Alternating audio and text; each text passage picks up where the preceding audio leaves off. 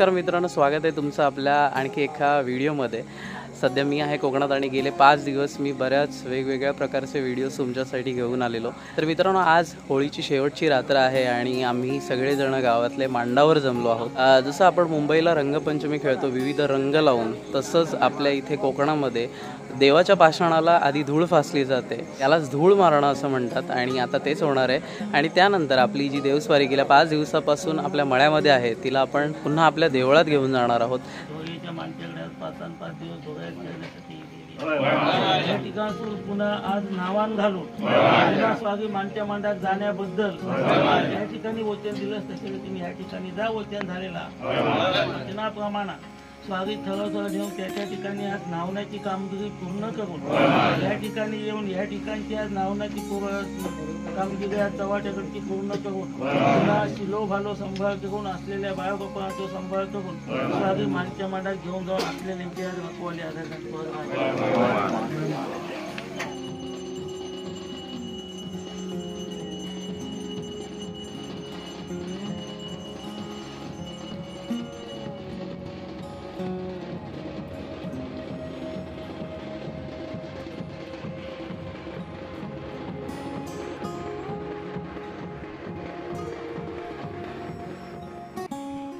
मित्रांनो, आपली आता देवस्वारी जी आहे मळ्यातून आपल्या बोंबडेश्वर देवालयाच्या दिशेने जायला निघाली आहे।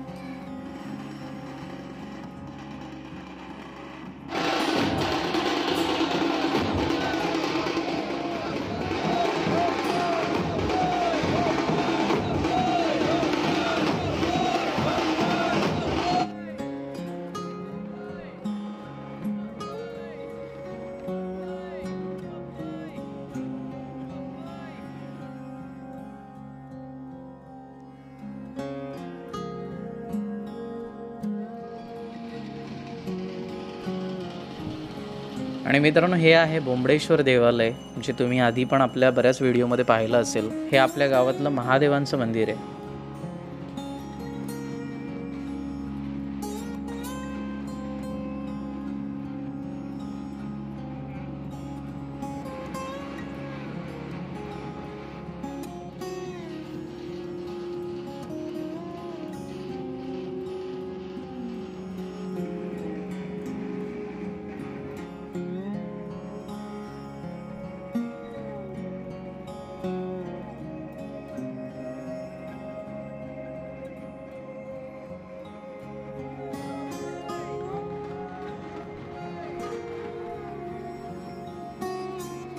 मित्रांनो, बोंबडेश्वर महादेव मंदिराच्या बाजूलाच हे ब्राह्मण देवाचं मंदिर देखील आहे।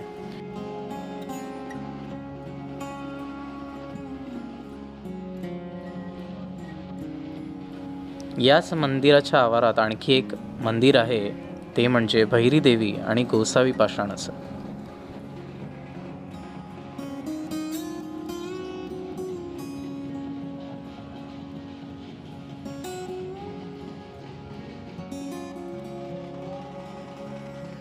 मित्रांनो, गावातल्या या मुख्य देवतांची भेट घेऊन आता आपण पुन्हा एकदा होळीच्या मांडावर आलेलो आहोत।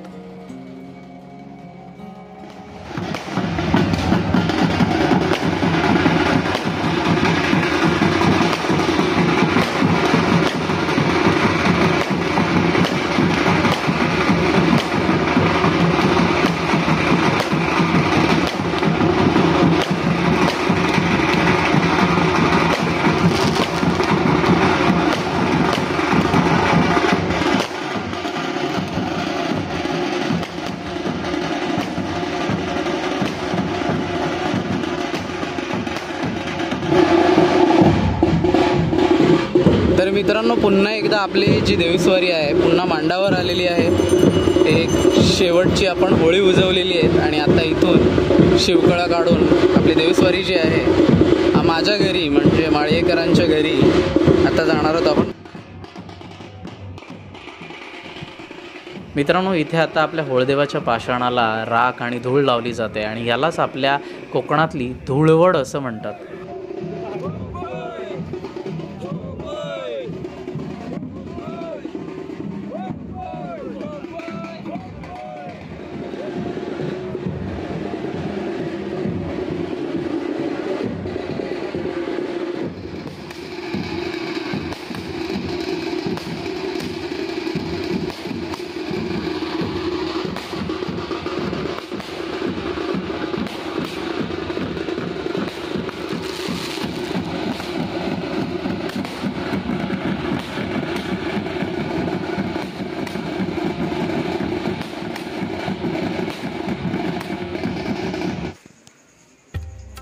तर मित्रांनो आत्ता माझ्या घरी ही पूजा चालली आहे. मम्मी पप्पा पूजा करत आहेत.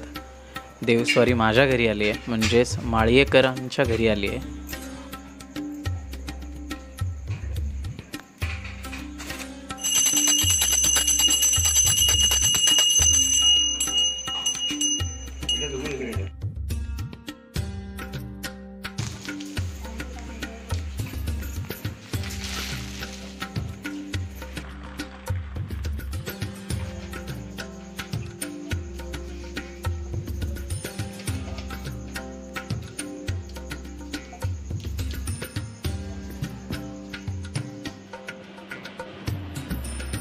आणि मित्रांनो आत्ता फायनली आपण एवढ्या सर्व प्रवासानंतर आपल्या पावणादेवी मंदिराच्या इथे पोहोचलो आहोत, जिथे आपल्या देवांची पूजा केली जात आहे.